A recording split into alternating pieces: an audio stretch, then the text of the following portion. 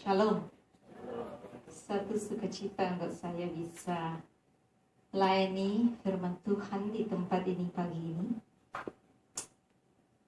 Saya ajak kita untuk buka sama-sama dalam Yakobus 1.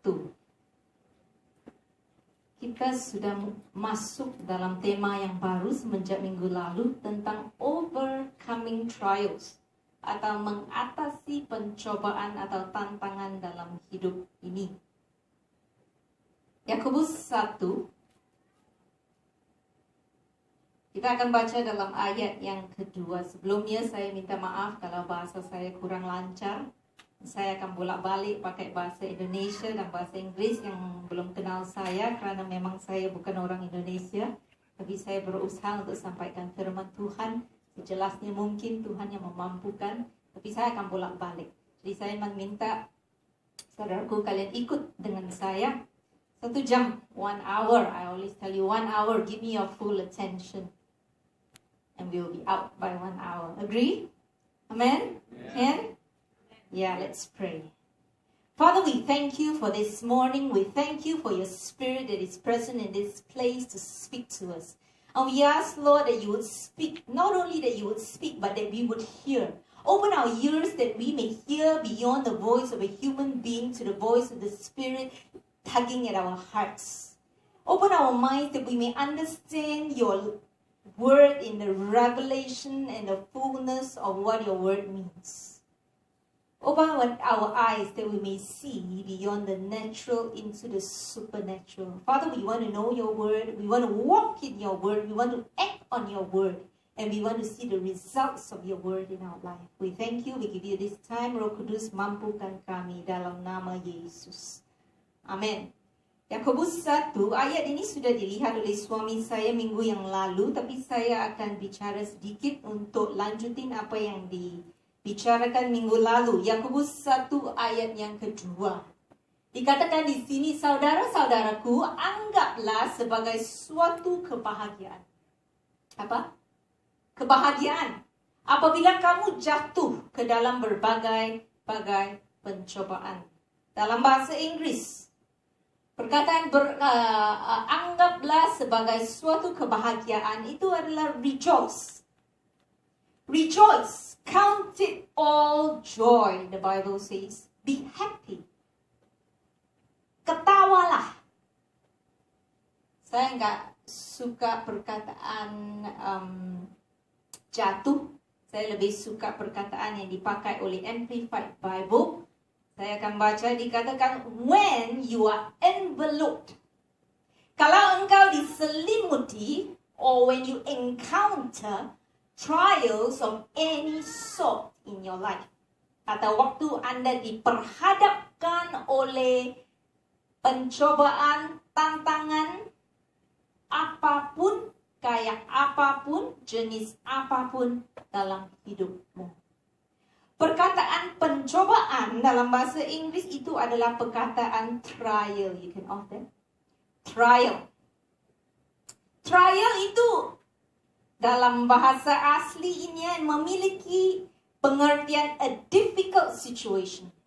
A difficult condition itu bisa berupa problem, itu bisa berupa satu tantangan, itu sesuatu, pokoknya sesuatu yang membuat kita itu enggak enak, uneasy, enggak nyaman. Satu provokasi yang bisa menggoncang kita dan membuat kita kurang enak, itu namanya trial. Setiap hari kita diperhadapkan dengan jenis-jenis trial. Itu bisa berbentuk apa aja, saudaraku. Bisa masalah di tempat kerja, bisa masalah di bisnis, bisa satu problem yang kita hadapi yang sepertinya meninggi di atas kita. Atau itu juga bisa berupa masalah kecil di rumah. Masalah perhubungan dengan istri, masalah perhubungan dengan suami. Trial, atau saya lebih suka pakai perkataan tantangan dari pencobaan, karena kalau memakai perkataan pencobaan sering disalah ngerti. Jadi selama khotbah saya ini, perkataan trial saya akan pakai dengan perkataan tantangan di rumah, di pekerjaan, di bisnis kami, bahkan saya katakan waktu kita setir mobil, kita juga bisa diprovokasi. Am I right? Setiap kali saya setir mobil atau suami saya terus ada supir yang di depan yang menjengkelkan. Itu provokasi. Itu satu trial, mungkin bukan trial menggunung, tapi satu trial, satu tantangan. Dan tantangannya itu datang kepada setiap daripada kita. Kenapa? Karena tantangan itu, problems or trials are no respecter of person. Dia tidak membedakan orang. Anda mau Cina ke, Indonesia ke, kaya ke, miskin ke, laki ke, perempuan ke, bahkan orang percaya ke atau orang tidak percaya. Tantangan itu akan datang ke dalam hidupmu. Kita nggak usah mencari tantangan yang mencari kita. Tapi saya mau katakan pagi ini, Allah tidak pernah menjanjikan kita satu kehidupan tanpa tantangan. Tapi Allah menjanjikan satu kehidupan melewati tantangan. Melalui tantangan. Allah tidak menjanjikan ketidakhadiran tantangan, tapi Allah menjanjikan kemenangan atas tantangan.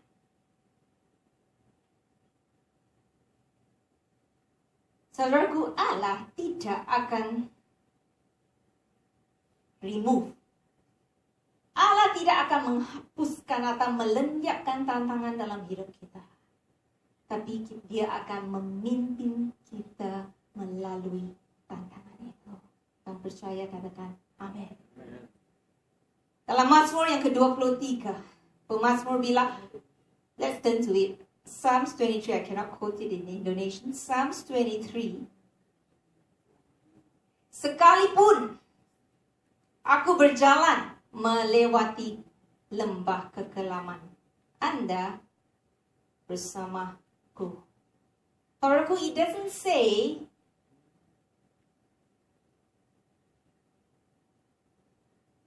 aku tidak akan berjalan melewati lembah kekelaman karena engkau bersamaku. Does it? It never says that. It says, meskipun aku berjalan lewat lembah kekelaman, Anda bersamaku. Alkitab tidak pernah mencatat, aku tidak akan berjalan lewat kekelaman karena engkau bersamaku. Alkitab mencatat dalam Yesaya, waktu engkau berjalan lewat api, itu tidak akan menghanguskan engkau. Waktu engkau berjalan, when you walk through the fire, it will not burn you. When you walk through the storm, it will not overflow you. Waktu engkau berjalan lewat badai, itu tidak akan menenggelamkan engkau, karena aku bersamamu. Alkitab tidak pernah mencatat, engkau tidak akan melewati api. Engkau tidak akan melewati badai, karena aku bersamamu. Tapi dia kata, waktu engkau jalan melewati, aku bersamamu. Waktu Raja Herod mau membunuh bayi Yesus, papanya Yusuf, saudaraku dengar. Saya sudah ngomong ini dan saya akan ngomong sekali lagi. Allah tidak menghapuskan Raja Herod. Yang dia lakukan adalah dia memimpin papanya Yesus, Yusuf, untuk pergi ke Mesir dan untuk tinggal di dalam sana sampai Raja Herod meninggal. Bisa saja Tuhan, God could have killed Herod, am I right? He's gone. He could have killed Herod. He could have melenyapkan masalah itu. Joseph didn't have to go to Egypt because Jesus is the Son of God anyway. Tapi perhatikan, God did not melenyapkan Herod. He did not menghapuskan masalahnya. Tapi He told Yusuf. He told Joseph what to do. He told Joseph, go. Dengan cara yang sama, saudaraku, Tuhan tidak akan melenyapkan tantanganmu. Hidup tanpa tantangan itu adalah waktu kita ketemu Dia. Selagi kita di dunia yang sudah jatuh, kita akan menghadapi tantangan. And God will lead you through that problem. God will lead you through that trial. God will lead you through that challenge in your life. And that's why minggu yang lalu kita sudah dengar it's important kita memiliki right attitude dalam waktu menghadapi satu tantangan atau satu problem atau satu badai. Sikapmu atau attitude-mu waktu menghadapi satu badai itu akan menentukan kemenanganmu. Last week kita sudah dengar right attitude plus right action, what do you get? Victory. Am I right? Yang sudah you who were here last week. Right attitude plus right action will get you victory. Allah menjanjikan kemenangan, Allah menjanjikan victory, tapi yang dia butuhkan daripada engkau is right attitude and right action. Sebaliknya, kalau kita punya wrong attitude and wrong action, hasilnya defeat, kekalahan. Allah menjanjikan victory, tapi perlu ada kerjasama di antara Anda sama Tuhan. If you can have the right attitude, if you can have the right action that God tells you to take, yang Allah janjikan it's victory. Ada yang tanya, gimana kalau saya ada right action, saya nggak ada right attitude? Banyakan saudaraku, kalau attitude-nya salah, action-nya juga akan salah. Gimana kalau saya punya right attitude tapi wrong action? Itu juga biasanya tak mungkin. Karena kalau kita punya right attitude di depan Tuhan, Tuhan akan memimpin kita dan memberitahu kita apa yang harus dilakukan. Pagi ini saya akan membawa kita untuk melihat tantangan atau problem atau masalah hidup kita itu dalam satu sudut yang lain. Karena cara kita memandang tantangan, cara kita memandang satu problem, itu akan menentukan attitude kita. Cara dari sudut apakah, the way you view your problems, the way you view your trials, the way, the angle from which you view the challenges in your life is going to determine, it's going to affect your attitude towards it. The way you view your trials, the way you view your challenges is going to determine your victory in your trials. Saya ada satu gelas air di sini. Ada orang yang akan bilang saya, Bu Temi, gelas itu separuh penuh. Ada yang akan juga bilang kepada saya, Bu Temi, gelas ini separuh kosong. Betul? Dua-duanya tepat. Tapi sudut pandangnya lain. Tantangan yang sama atau masalah yang sama kalau dipandang dari sudut yang berbeda akan menentukan attitude yang berbeda, akan menentukan sikap yang berbeda. Maka penting kita melihat atau memandang atau view our problems dari angle atau sudut yang tepat. Waktu Daud menghadapi Goliat, kita tahu cerita itu. Goliat merupakan satu gunung, satu masalah yang sepertinya tidak bisa diteralihkan. Tapi I tell you, Daud, 17 tahun. Dia memandang Goliat. I said this and I say it again. When he saw Goliath, he didn't say, so big, I cannot hit him. Begitu besar, aku tidak mungkin memukul dia sampai jatuh. Tapi he said, so big, I cannot miss him. Dia bilang begitu besar, gak mungkin batu saya itu gak kena dia. He saw the problem from an angle that was different from people. 12 pengintai. 10 lihat dari sudut satunya. 2 lihat dari sudut yang lain. Memang ada raksasa, tapi Allah yang bersama kita lebih besar dari yang ada. Maka Yakobus katakan, rejoice. Why? Gak masuk akal. Seperti bertolak belakang masalah itu. Apakah tidak membuat kita stres, tertekan? Seperti menghancurkan kita, membuat kita sedih. Kenapa Yakobus bilang rejoice? Why does he say to rejoice? Why does he say to laugh? Why does he say to berbahagia, bersukacitalah? Bukan kerana masalah itu datang dari Tuhan, biar itu jelas pagi ini. Bukan kerana tantangan itu datang daripada Tuhan. Bukan kerana masalahmu itu datang daripada Tuhan. Dan kamu harus terima, kalau memang dari Tuhan, saya duduk dan terima dong. Tapi Yakobus bilang, bersukacitalah bukan kerana Allah memberimu tantangan ini atau itu datang daripada Tuhan. Saya mau jelas pagi ini dan biar itu jelas sekali dalam pikiran kita, kerana itu akan sangat membantukan kita. Dan selama kita pelayanan dan counseling, saya selalu lihat itu ada dalam jemaat Tuhan. Tantangan, masalah, problem, pencobaan itu tidak datang dari Tuhan. Jenis apapun.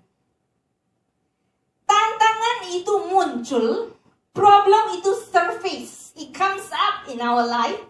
It comes up because of 4 reasons. Pertama, kita hidup dalam dunia yang sudah jatuh. Penyakit, penderitaan, kemiskinan, itu semua ada di dunia ini waktu Adam jatuh ke dalam dosa. Before Adam sinned, the Bible says there was no poverty, there was no suffering, there was no sickness, there was nothing of that sort. But the day he fell, the day sin took over, the Bible says the world was filled with sickness, suffering, poverty, penderitaan. Dan kerana sickness is already present in this world, because poverty is already present from your upper generation, a lot of things are present in our life. These problems come because we stay or we are living atau kita sedang hidup dalam dunia in a world that is in a fallen state, a sin-fallen world. Yang kedua, masalah itu bisa muncul kerana kita punya musuh, iblis. Saudaraku, musuh itu benci dengan Allah. Tapi dia tidak tahu bahwa dia tidak ada tandingannya untuk Allah. So what does he do? Dia menyerang objek kesayangan Tuhan untuk menghancurkan hati Tuhan. He destroys the object of God's love. Who is the object of God's love? You and me. So that he can get to God. Yang ketiga, masalah atau tantangan itu tumbuh kerana kita hidup di antara manusia yang belum sempurna. Kenapa saya cuengkel? Kerana ada yang provokasi aku. Kenapa saya marah? Kerana ada keadaan yang membuat saya marah. Kenapa saya jadi tidak sabar? Kerana ada keadaan yang dicipta untuk membuat saya tidak sabar. We live among imperfect humans. Yang keempat, banyak masalah muncul kerana kesalahan dan keputusan yang salah dari pihak kita sendiri. Saudaraku tahu cerita Yusuf. Yusuf dicemburuin. Kita tahu ceritanya, dicemburuin saudaranya sampai dibuang ke sumur, sampai dibuang ke dalam penjara. Ceritanya panjang. Tapi saya mau katakan, sebenarnya kalau kita perhatikan cerita Yusuf, masalah Yusuf itu sebenarnya dimulai kerana dicipta oleh dia sendiri. Tuhan memberi dia mimpi bahwa bintang-bintang itu akan tunduk kepada dia. Berkas-berkas bapaknya sama saudaranya itu akan tunduk kepada berkasnya. They will bow to him. But God never tell him to tell it to his brothers and his father. So, what was Joseph's problem? Joseph's problem was his big mouth. He was so excited about the dream. He was so proud of that dream. And he told them, bisa jadi belum waktunya. Bisa jadi itu benar. Tapi he had a problem with his big mouth. And his mouth and what he said and langkah yang diambil oleh dia caused him the problem after problem, one after another, the series of events that took place. Banyak daripada masalah dalam kehidupan kita itu gara-gara kesalahan kita, keserakahan kita, kebebalan kita, kekerasan kepala kita. If you look at the mistakes in your life, somebody once said, you can see your name stamped on it as the manufacturer. Why? 4, because we live in a sin-fallen world. Number 2, because we have an enemy, the devil. Number 3, because we are living among imperfect humans. Number 4, because our own mistakes and foolishness. Why then does James tell us to rejoice? Why does James tell us to bersukacita? I'm going to tell you why. Because walaupun, meskipun masalah, tantangan, cobaan itu bukan dari Tuhan, dan tantangan itu seharusnya menghancurkan kita, membinasakan kita, memusnahkan kita. Saya mau katakan, dalam setiap tantangan, dalam setiap problem, dalam setiap masalah itu terkandung satu kesempatan. In every trial, there is an opportunity. The word trial in Chinese comes from the word trial in crisis is 危机. Say 危机. I know some of you don't understand Chinese, but it's okay to say 危机. Perkataan 危机 itu perkataan krisis atau dia kata benda untuk bahaya. Bukan kata sifat. Kalau sifat itu 危险.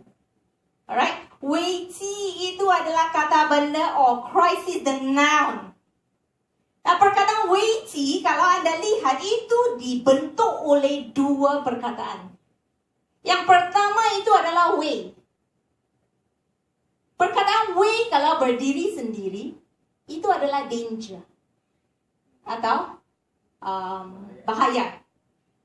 Yang kata yang kedua, yang membentuk perkataan krisis, itulah adalah ci. Ci itu kalau berdiri sendiri adalah kesempatan. Ci hui. Jadi dalam perkataan krisis tergantung 2 perkataan. Yang kiri, wei itu adalah bahaya. Yang kanan, yang ci itu adalah kesempatan. Saya mau katakan, kita bisa memandang krisis kita dari sudut wei atau kita bisa memandang krisis kita dari sudut ci. Kita bisa memandang krisis itu dari sudut bahaya atau kita bisa memandang krisis kita dalam sudut kesempatan. Kesempatan untuk apa? Yang pertama, saya mau katakan krisis atau tantanganmu jenis apapun, seberat apapun, sekecil apapun, adalah satu kesempatan untuk mukjizat. Amen. Your crisis or your challenge is an opportunity for a miracle. One by one.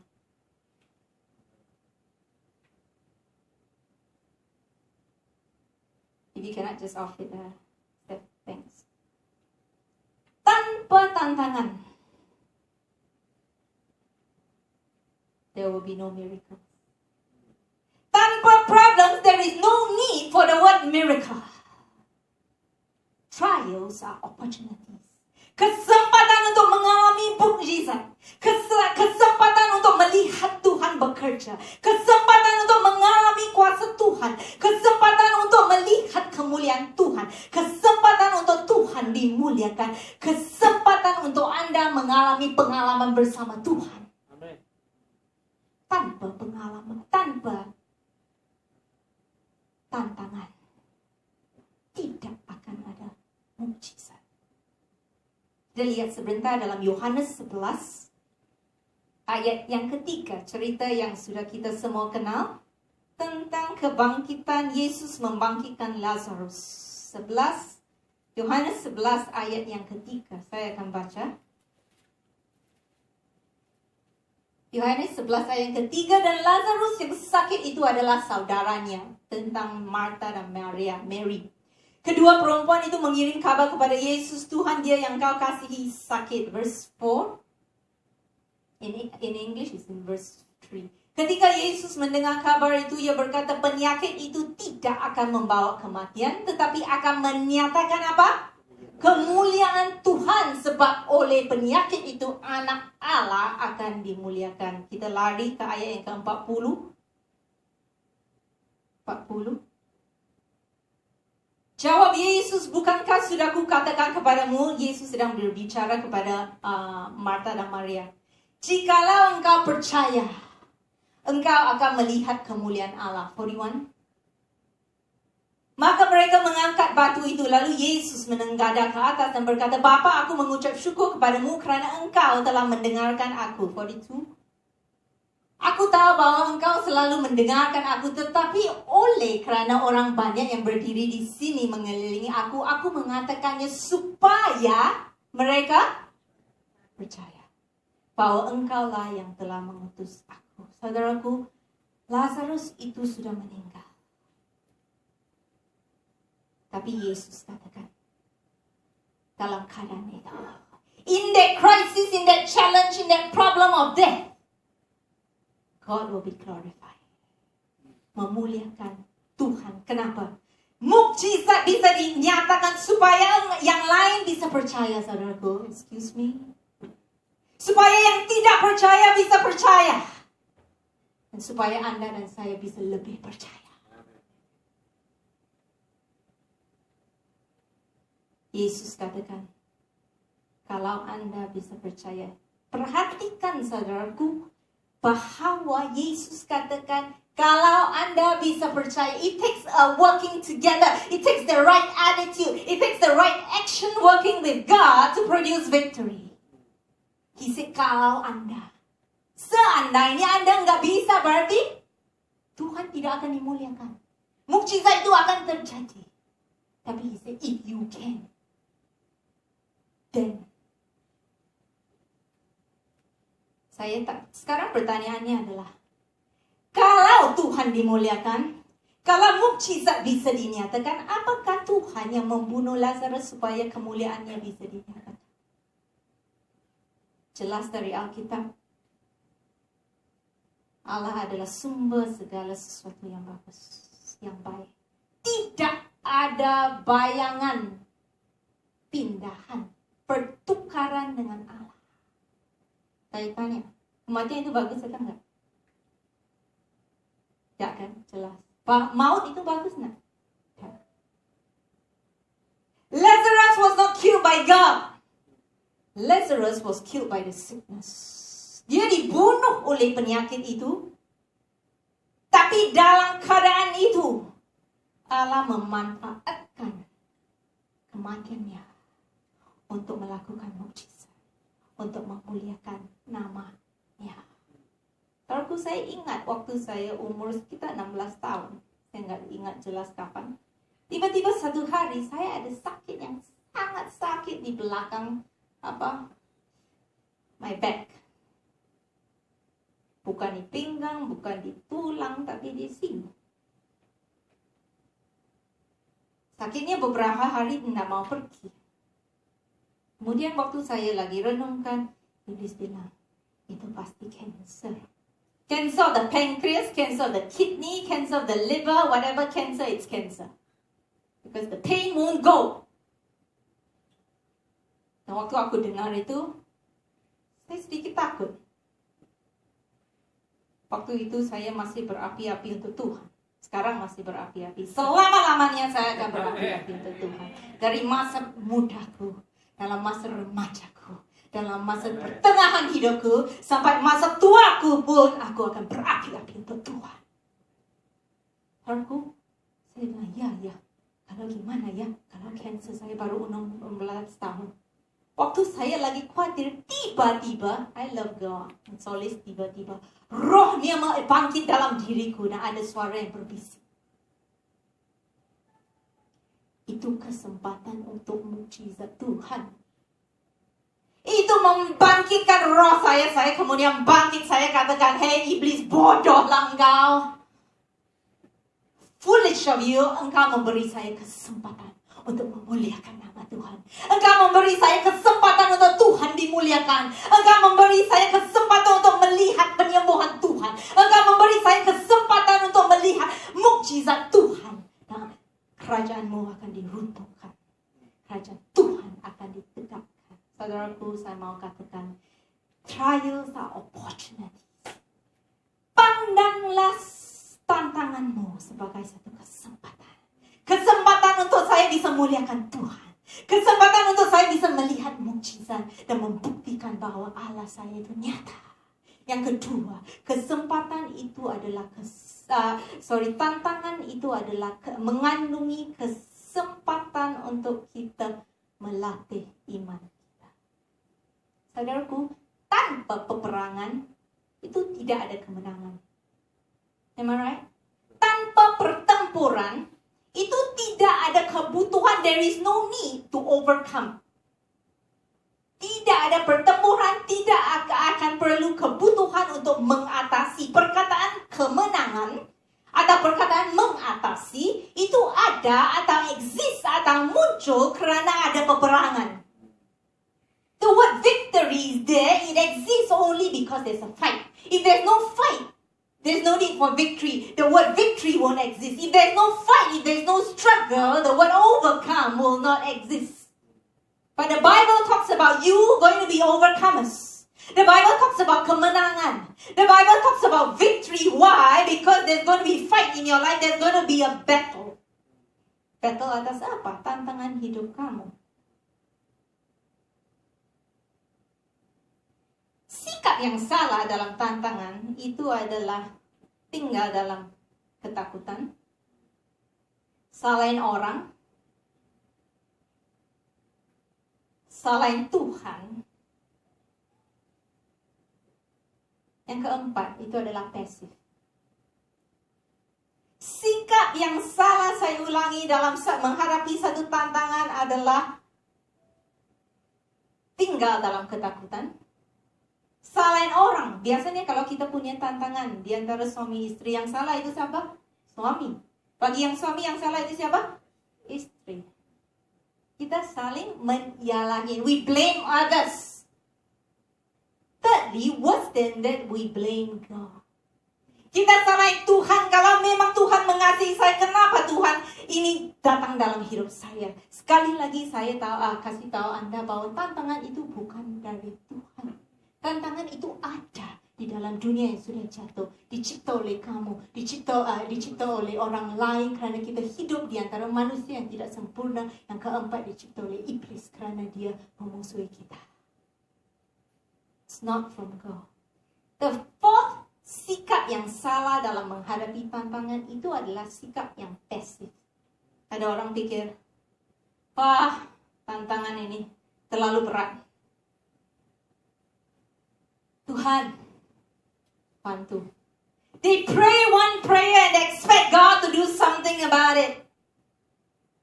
Saudaraku, tantangan bukan waktunya untuk memiliki atau mengambil sikap yang pasif, tapi kita harus ambil sikap yang agresif.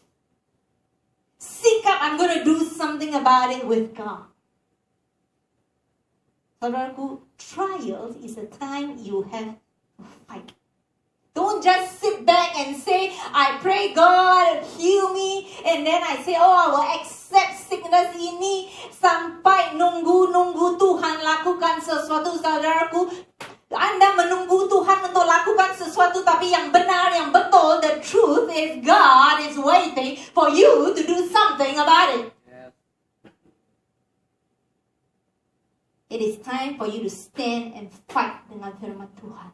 It is time for you to stand on the word. It is time for you to confess the word of God. It's time for you to perangi penyakitmu. It's time to perangi roh jahat yang kerja di belakang keadaan itu. It's time to perangi roh-roh yang sedang menahan apa yang seharusnya menjadi milikmu. It's time to fight.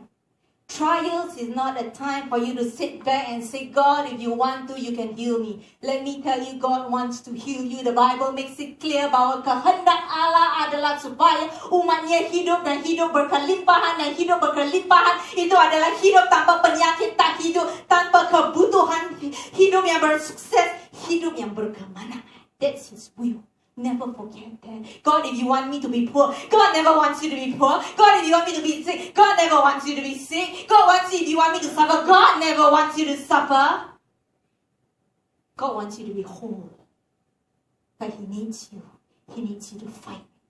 He needs you. Dia menjanjikan kalau anda bisa berdiri di atas firman anda ambil right action. Dia menjanjikan victory. Don't wait for God. God is waiting for you. When David faced Goliath, waktu David menghadapi Goliath, dia tidak hanya berlutut di tebing sungai dan katakan, Tuhan ambil Goliath, Tuhan ambil Goliath. For God's sake, please take away Goliath from me. He never did that, the Bible says. What did he do? He didn't even pray. He took up 5 stones and he did the job. Kebanyakan daripada kita, Tuhan, kasihanilah aku. That has memang gak salah. Tuhan ambillah masalah ini.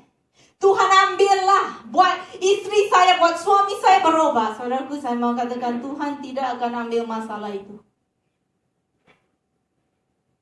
Tapi Tuhan kerja through you, melalui engkau. David never sat down there and prayed. He just took 5 stones and he said, with God, I can. He says, with God on my side, I can. He took the stone and he flung it and he hit Goliath. Saudaraku, David saw Goliath. Dia memandang Goliath sebagai satu kesempatan untuk menggunakan imannya. Dalam setiap tantangan, dalam setiap masalah dalam kehidupan kita, saya mau katakan, ada kesempatan untuk menggunakan imanmu. Anak saya yang 2 masih remaja, masuk remaja. Jadi mereka ini melewati satu hidup yang sangat terkagum kalau lihat aktor laki-laki yang penuh dengan otot-otot. Ya? Mereka suka Channing Tatum, suka Dwayne Johnson. You know when they act those action shows, Mommy, look at Dwayne Johnson without his shirt, 6 packs. Look at Channing Tatum without the shirt, 6 packs. Saudaraku dengar. 6 packs is the result of workout. 6 pack itu adalah hasil dari extreme workout. How do you translate workout? I don't know in Indonesian, but it's workout, extreme workout. The muscles don't just appear. Kemarin anak saya main basket sedikit pula. Mami, lihat ini ada sedikit yang keluar. Tapi masih soft. Muscles don't just appear. Muscles are a result of exercise. Muscles are a result of workout. You see the petinju every day, they're hitting that dumb thing. It's called dumbbell, you know, in English. They're hitting the dumbbell. Why? They're working out. They are building their muscles. Otot-ototnya. Listen. Otot-otot imanmu itu tidak akan tumbuh begitu saja. Tidak akan membesar begitu saja. Otot imanmu itu akan tumbuh dan membesar dan menjadi kuat dan menjadi 6 pack, say whatever you want, when you exercise that faith. When you use that faith, when you melatih imanmu, semakin banyak Anda melatih, semakin Anda memakai dalam waktu. When can you use your faith? It's only in tantangan that you can use your faith. When you don't have tantangan, you don't need faith. Hanya dalam tantangan ada kesempatan. Hanya dalam tantangan ada kesempatan untuk melatih imanmu. Saudaraku, waktu Daud menghadapi Goliat dalam 1:17 ayat yang ke-37 atau 38 dikatakan waktu Daud menghadapi Goliat, dia katakan, Allah yang melepaskan melepaskanku dari tangan beruang dan singa. Allah yang sama, dia akan melepaskan saya dari engkau. Why was he able to face Goliath? Because, saudaraku, listen. he had built his faith muscles with the lion and the bear. Dia sudah membangun otot imannya dengan memakai imannya dalam setiap tantangan yang sebelumnya. Jadi waktu dia menghadapi Goliat yang menggunung, itu nggak ada masalah. Kata ototnya sudah ada. Saudaraku, ada seorang pembicara, pengkhotbah ini, pakai Tuhan luar biasa, sekarang sudah pulang ke surga, namanya Smith Wigglesworth. Satu hari ada orang tanya kepada Smith, dia bilang, how can we have great faith? Bagaimana kita bisa memiliki iman yang besar? Dan jawabnya Smith Wigglesworth kepada orang itu, anakku, dia bilang, iman yang besar itu adalah produk dari peperangan yang besar. Kesaksian yang besar itu adalah hasil daripada ujian yang besar. Amen. Dan kemenangan yang besar itu adalah keluar daripada tantangan atau masalah yang besar. Tanpa tantangan tidak ada kemenangan. Tanpa tantangan tidak ada kesempatan untuk melatih dan menggunakan imanmu. Saudaraku, waktu Daud menghadapi Goliat, dia tidak melihat kebesaran masalahnya, tapi dia melihat kebesaran Allah. Dia tidak melihat kesempatan untuk dibunuh, dia melihat kesempatan untuk memuliakan nama Tuhan. Dia tidak melihat kesempatan untuk dihancurkan, tapi dia melihat kesempatan untuk menggunakan imannya. Yang ketiga, tantangan itu adalah kesempatan untuk Tuhan menguji kita dan melihat kita diperbuat daripada apa. Sekali lagi, dalam tantangan itu mengandung kesempatan untuk Tuhan menguji kita dan melihat kita itu terbuat daripada bahan apa. Saudaraku, tantangan atau masalah itu ada caranya untuk mengeluarkan apa yang ada dalam diri kita. Untuk menunjukkan kepada Tuhan. Dan lebih lagi menunjukkan kepada kita. Di dalam kita itu bahannya apa. Papa saya pernah bilang pada saya, dia sudah meninggal. Dia bilang, Anda mau lihat aslinya seseorang, taruh ke dalam api. Aslinya itu akan keluar. Kalau belum dalam api, semua masih bagus. Aslinya belum bisa keluar. Maka dia bilang, kalau mencari suami, lihat suamimu marah dulu. Lihat suamimu menghadapi masalah dulu. Lihat aslinya. Pintar-pintar. The only way to know what type. Di sini saya nggak ada jeruk, tapi saya ada lemon. I wanted to use a big orange, but I don't have in my house. Yang saya ada ini jeruk nipis ini. Saudaraku, satu-satu caranya untuk mengetahui jus di dalam jeruk nipis ini manis atau asam, satu caranya itu adalah untuk ras. To apply pressure. To apply pressure to squeeze this orange, to squeeze this lime, then I will know what comes out of this lime, whether inside is sweet or sour. Saudara, lemon itu sour. Tapi jeruk manis itu sweet. Tekanan dalam hidup kita, tantangan dalam hidup kita, itu akan menunjukkan kepada kita, akan mengeluarkan apa bahan yang ada di dalam kita. Satu hari, ada seorang misionaris ke China, sangat terkenal, namanya Hudson Taylor, sudah meninggal. Waktu dia masih muda dan memutuskan untuk memberi hidupnya untuk menjadi misionaris di China, dia lagi duduk pada awal pelayanannya, dia duduk dalam kereta. Waktu itu bertahun-tahun yang lalu, in the late 1980s and early 19 itu kereta di China itu bukan kayak kereta Swiss sekarang ya, lancar, itu goyang-goyang, very slow. Dia sedang duduk bersama seorang misionaris tua yang sudah pension, yang sudah lama banyak pengalaman. Dia tanya, kerana dia takut. Hudson Taylor tanya kepada misionaris tua ini, Pak, gimana ya jadi misionaris di China? Sulit enggak? The old missionary looked at him and He didn't say anything. He just took out dia punya air yang lagi di meja.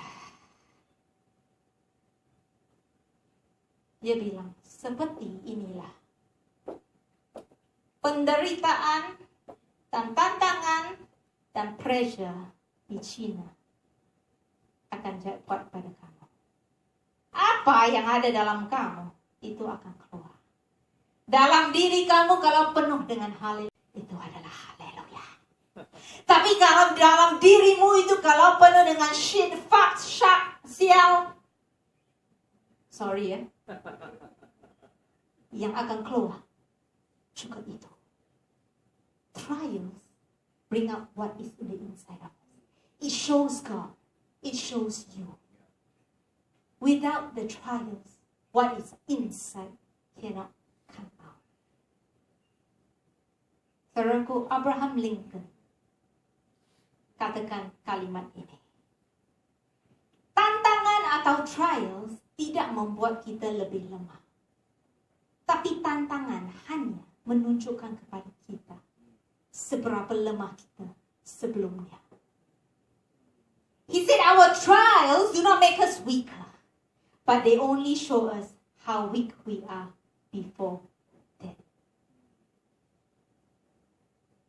Saudaraku, kekuatan sebuah sawu, the strength of an anchor, itu hanya bisa ketahuan waktu dalam badai. Selagi laut tenang, sawu itu mungkin bisa membuat kapal itu berlabuh, memegang kapal itu, tapi kekuatan sawu itu tidak teruji. You don't know the strength of the anchor. Pembuat sawu itu bisa menjamin anchor yang saya buat itu kuat. Sawu yang saya buat itu kuat. Jamin. Bisa tahan badai, bisa tahan taufan, bisa tahan tsunami. Tapi saya mau katakan, kekuatan sawu itu tidak pasti sampai teruji.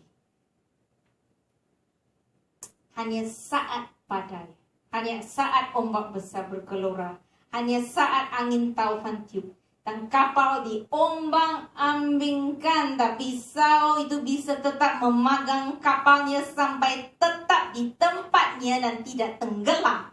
Sawu itu teruji. Saudaraku, banyak daripada kita katakan, I have faith. Saya memiliki iman. Or we think we have faith.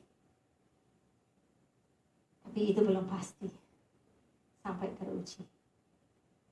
Sampai kita dibanting pada keadaan yang badai, yang taufan, yang ombak, di mana iman itu diuji. Baru kekuatan iman itu pasti. Banyak daripada kita kata kita trust God. Sampai kita diperhadapkan dengan satu keadaan, trust kita itu dibanting. Trust kita diuji. Apakah kita betul-betul trust God? Kalau laut lagi tenang, trust kamu nggak teruji. Laut lagi tenang, kekuatan imanmu nggak teruji. Kita bilang kita mengasihi Tuhan, tapi sampai kasih itu diperhadapkan dengan satu keadaan yang menguji kasihmu, dan Anda lulus, baru itu teruji. Petrus bilang pada Yesus, aku mengasihimu. Aku bisa mati untukmu. Sekalipun semua meninggalkanmu, aku tidak akan meninggalkanmu. Tapi saudaraku, hanya ditanya perempuan kecil, hanya ditekan, di pressure sedikit, dia menyangkal Yesus.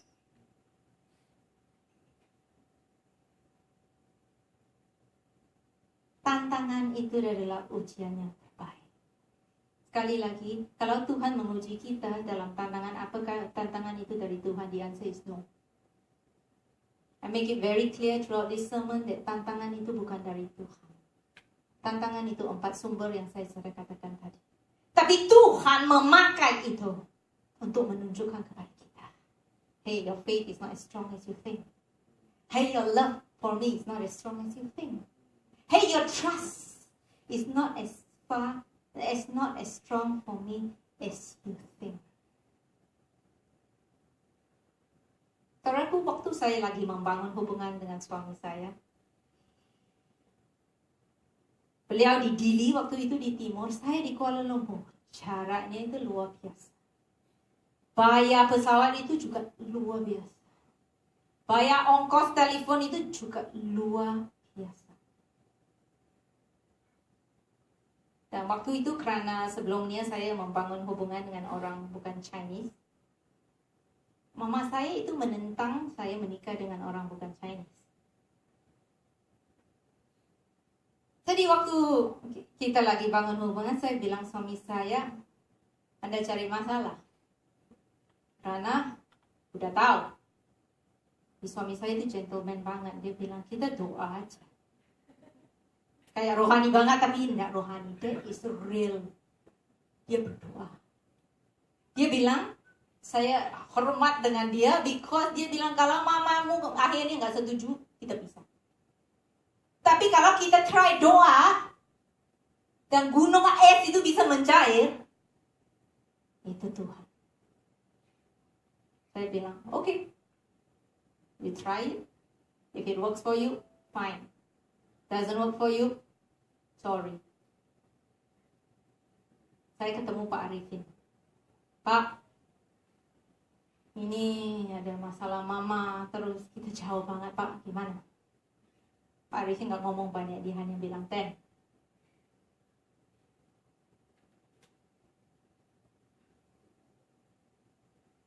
tantangan jarak dan mamamu adalah ujian yang paling baik.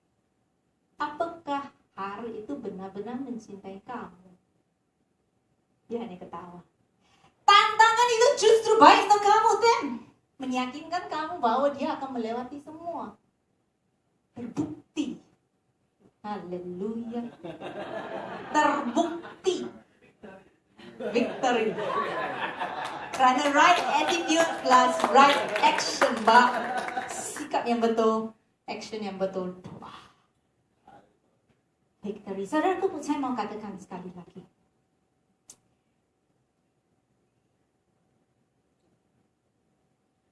Ujian di sekolah itu hanya ada dua purpose, tujuan. Yang pertama itu adalah bukan untuk menjatuhkan siswa itu, atau untuk demote, atau untuk turun kelas. Tapi ujian itu hanya untuk melihat selama ini dibelajar oleh siswa itu dia tahu enggak? Dia ngerti enggak? Baru dikasih ujian, am I right? Ujian dikasih supaya kita bisa lulus, bukan supaya untuk menggagalkan kita. Yang kedua, purpose ujian itu adalah untuk mempromosikan siswa itu kalau dia lulus ujian itu. Kita sering ada promosi di tempat kerja kalau kita sudah terbukti setia. Kalau udah terbukti mampu. Kalau udah terbukti efficient. Am I right? We are promoted because we have been proven. We have been tested. Dalam setiap tantangan dalam hidup kita, saya katakan sekali lagi, ada kesempatan Tuhan menguji kita supaya dengan satu tujuan. Bukan supaya kita bisa tersiksa, tapi dengan satu tujuan untuk mempromosikan kita kalau kita bisa lulus ujian itu. God's heart is to promote you all the time. God's heart is to promote you all the time. But listen, saudaraku, it is dangerous to promote you if you are not yet at that level. Kalau anak gak lulus ujian kelas 6 dan dipromosikan ke SMP 1, dia bisa gagal. Dia bisa hancur. Kenapa? Belum siap. Saudaraku, saya sangat heran dengan satu figur dalam Alkitab, itu adalah Yusuf. Yusuf, sebenarnya trial atau tantangan Yusuf itu lain dengan Daud. Daud itu tantangannya Goliat, seperti satu masalah yang menggunung. Tapi tantangannya Yusuf itu adalah orang. Orang yang membuat masalah perhubungan dengan orang, dia dicemburuin, dia dibuang dalam sumur, dijual, difitnah, dipenjara, dilupain. Tapi dalam semua tantangan itu yang keluar daripada Yusuf, itu adalah keharuman. My goodness, you read. He always had a good attitude. Didn't matter what people did to him. Didn't matter who inject on him. Didn't matter who bentak him. He had a good attitude. And saudaraku, maka Tuhan promosi dia dengan hebat. Dari tahanan ke Perdana Menteri. From prisoner to Prime Minister. From prison to palace. Alkitab katakan, kita lihat Mazmur 105 dengan cepat. Mazmur 105 ayat 17 sampai ayat 19. Mazmur 105 ayat 17 sampai ayat 19.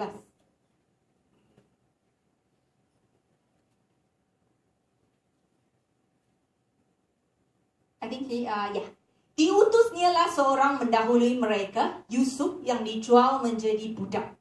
Ayat 18. Mereka mengimpit kakinya dengan belenggu, lehernya masuk ke dalam besi. Sampai saat firman-Nya sudah genap dan janji Tuhan membenarkannya. The word membenarkan is wrong in the Amplified, in the English version it says, sampai waktu firman-Nya sudah genap. Janji, firman Tuhan, the word of God tested him. Firman Tuhan menguji Yusuf. Dan dia lulus dengan baik. Saudaraku, 6 bulan yang lalu anak saya duduk untuk PSLE. Dia belajar dengan keras. Dan saya mau katakan, saya waktu dia lulus, saya sangat-sangat bangga. Kerana dia lulus dengan baik. Bukan saja lulus, tapi lulus dengan sangat baik. Sampai termasuk top 5% di Singapura. Kalau saya sebagai orang tua jasmani bisa begitu bangga, apalagi Bapa di surga, waktu dia lihat kita anak-anaknya lulus ujian-ujian kehidupan. Tidak berarti kalau Clarissa enggak mencapai seperti yang dia mencapai, saya tidak bangga. Kebanggaan saya ini tidak bergantung kepada performance-nya. Saya tetap bangga. Saya bangga dan mengasihinya. I love her because, not of her performance, because she achieved high. I love her because she's my daughter. I love her because she's who she is. I love her kerana dirinya itu dia itu. Bukan kerana apa yang dia lakukan. Atau apa yang dia capai. Tapi waktu dia mencapai, aku rasa bangga juga. Saudaraku, dengar. Kasih Allah itu tidak berkurang kalau kita tidak lulus ujian kehidupan. Dan kebanggaannya atas kita juga tidak berkurang kerana kita tidak lulus dalam ujian kehidupan. Dia mengasihi engkau. Dia bangga atas engkau kerana you are his kid. Kerana engkau adalah anaknya. And because you are you. Kerana engkau adalah engkau pribadi. Tapi waktu engkau lulus ujian, saya tahu dia juga rasa sangat bangga. Dan dia katakan pada malaikat-malaikatnya, hey, lihat itu anakku. Lihat itu anakku. Saudaraku, saya mau katakan, seandainya Anda tidak lulus ujian. Seandainya satu keadaan, Anda dibentak oleh istri, Anda bentak balik. Itu lulus atau enggak lulus? Tak lulus. Ya. Seandainya Anda enggak lulus dalam katanya satu ujian. Saya mau katakan, itu tidak mengurangi kasih Allah dalam hidupmu. Tuhan loves you just the same. He's as proud as you just the same. The only thing is you are not ready to be promoted. Hanya tidak siap untuk dipromosi. He doesn't change his love. Doesn't change what he loves you. He loves you by grace. When you are a sinner, he loves you. You are unlovable, he loves you. So now even if you don't pass the test, he still loves you. It's grace, you understand? It's grace. But it's just you're not ready to be promoted. And if you fail the test, seandainya Anda pernah gagal, ulang-ulang, try again. The Bible says try again. Alkitab katakan, aku jatuh 7 kali. Tapi aku tetap akan bangun. dan aku akan berjalan sama Tuhan. It doesn't matter if I failed 10 times. I disappointed God 10 times. I scream at my husband when he screamed at me. He slapped me, I slapped him back. He meludahi saya, and ludah yang lebih tebal lagi. If we didn't pass the test, the Bible says it's okay. Try again. Try again. You never fail until you stop trying. Saudaraku, saya mau katakan, setiap kali suamimu mengkritikmu, dulu gini, sekarang gini. Suami-suami, jangan. When your husband criticizes you and you feel like bentakin him, remember today's sermon. It's only a test. Kalau istri ni ngomel, ngoceh dia. You already say okay, but dia ngoceh lagi. You already say I will do it, dia ngomel lagi. What do you feel like doing? Feel like kicking her on the butt. You feel like leaving the house. You feel like kasih dia, what do you call that? Layanan dingin, the cold war. Remember, it's only a test. If you have supir yang di depan kamu itu mencuengkelkan, menghalangi kamu, remember, it's only a test. Anggaplah sebagai satu ujian yang kamu bisa lulus. Setiap kali Anda dicaci, setiap kali Anda dikritik, setiap kali dilupain, setiap kali keadaan tidak jalan seperti yang Anda harapkan, take it as a test for my attitude, a test to see what's inside of me. Kemarin suami saya ke Malaysia dan saya cerita dikit. Ya, biasa naik bus, dan waktu itu bus itu seharusnya sampai di Novena itu tanggal 9.30, dan dia SMS saya, Han, saya ini sampainya 9.30. Dengan setia, sebelum jam 9.30 saya sudah di tempat. Tahu-tahunya busnya stuck di imigrasi. 1 jam saya duduk di dalam mobil panas itu, nganggur. Wah, amarah saya itu mulai keluar. Kok nggak ngomong duluan? Bisa balik, nggak bisa balik, mau tunggu. Tiba-tiba Roh Kudus yang setia berbisik, it's only a test.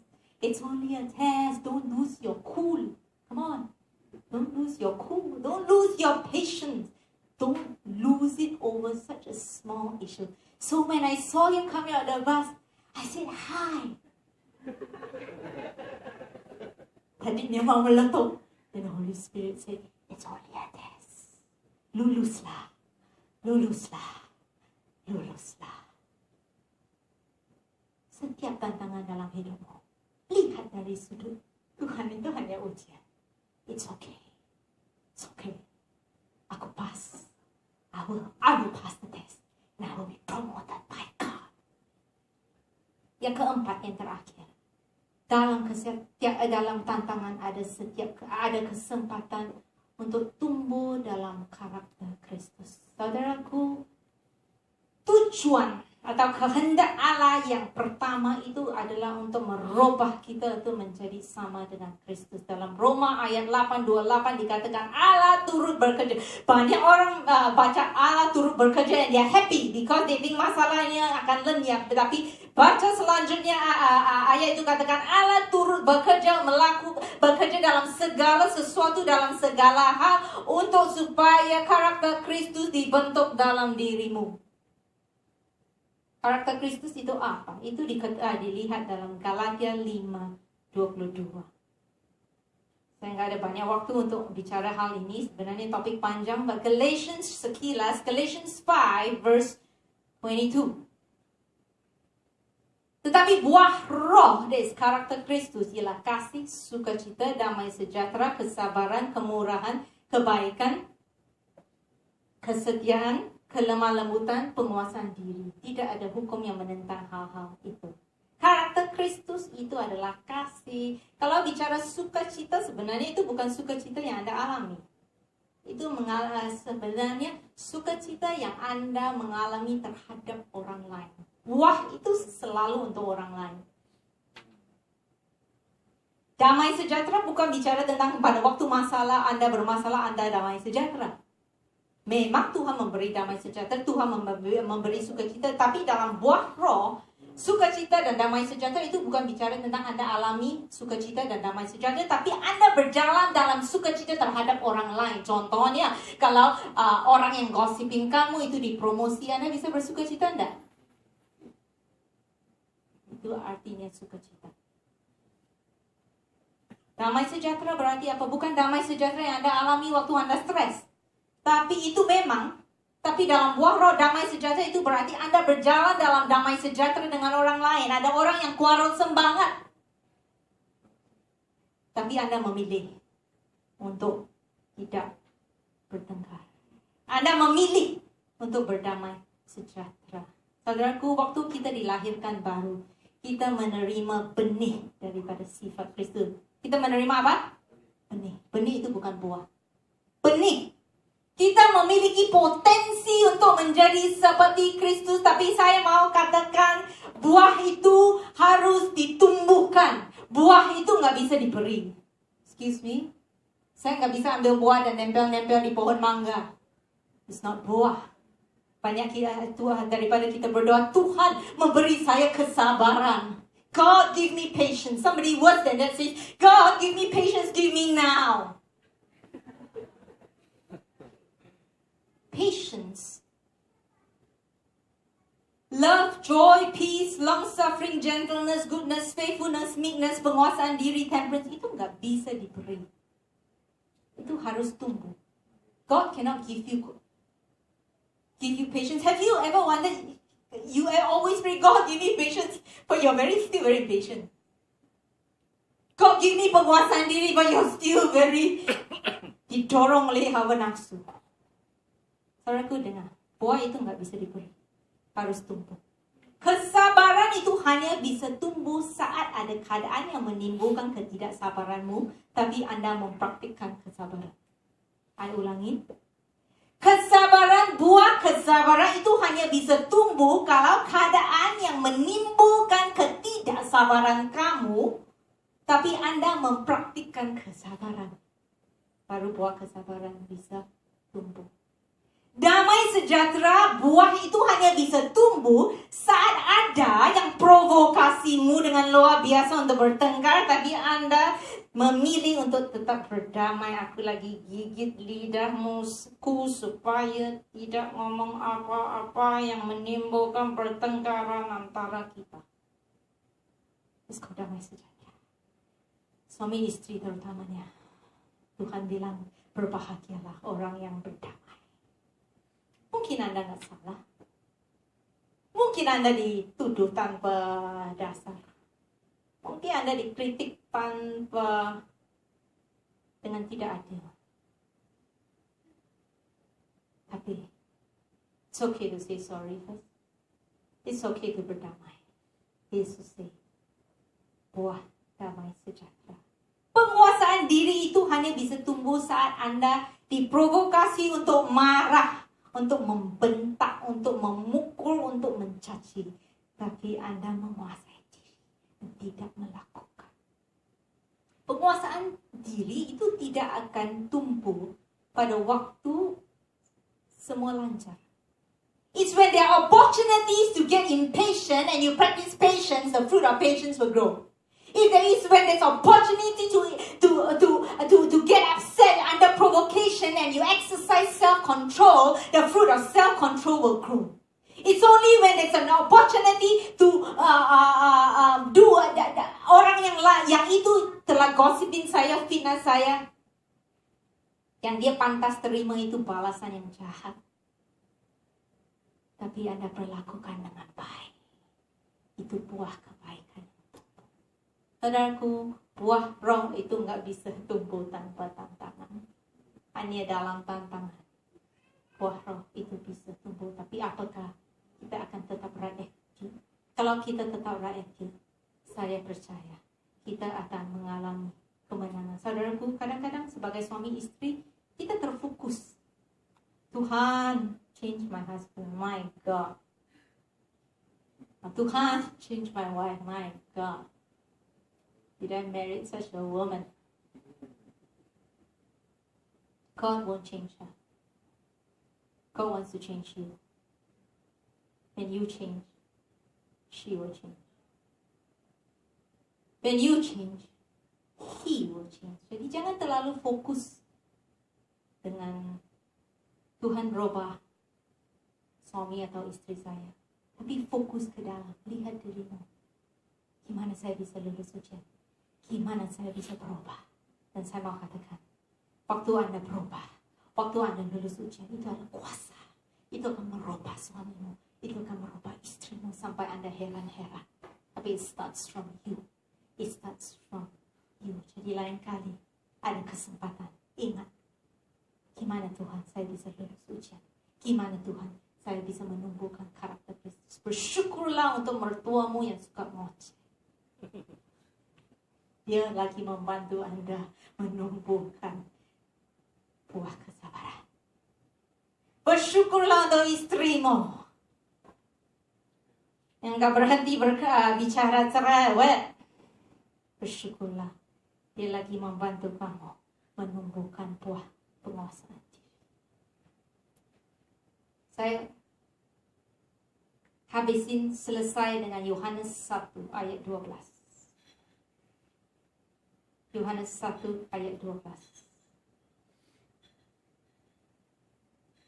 Dan Roma 8:19. Saya lihat Yohanes dulu. Yohanes 1 ayat yang ke-12. Tetapi semua orang yang menerimanya, itu bicara tentang lahir baru, menerima Yesus, diberi Yesus kuasa supaya menjadi anak-anak Allah, yaitu mereka yang percaya dalam namanya. Perkataan anak-anak dalam bahasa Inggris itu adalah son. Perkataan son, say son. Son. Oke, ada perkataan son lagi dalam Roma 8 ayat 19. Kita lihat Roma ayat 8 yang ke-19.